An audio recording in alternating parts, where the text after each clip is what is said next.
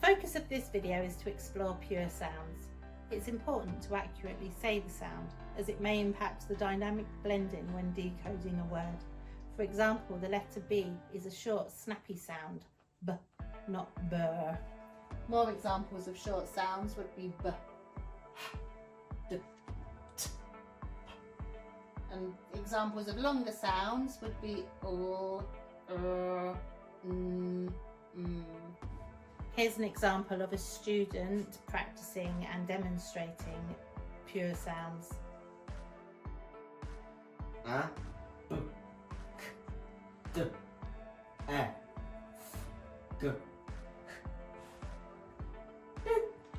J, K, U, O, K, R,